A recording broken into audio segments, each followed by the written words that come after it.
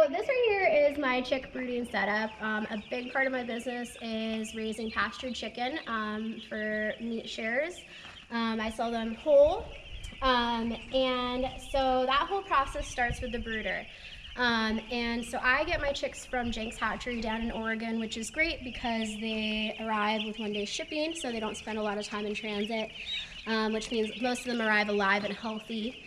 And so then what happens is, once I get them in the mail, I go pick them up from the post office. I usually make some joke about picking up chicks, and the post office guys love it.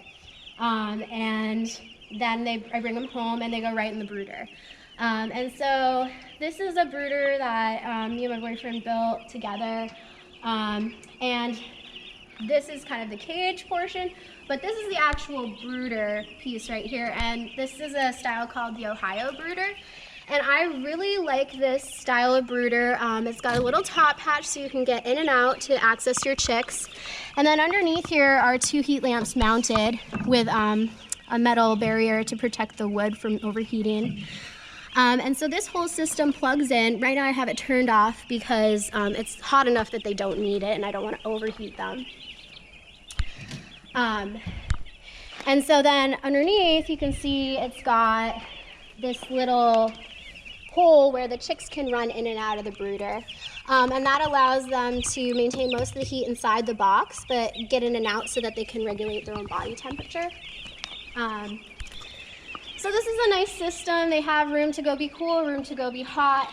And then I have their feeders and water set up in here. Right now they're using the little waters because they're too young to figure out the chicken nipples. And so this is kind of how they start.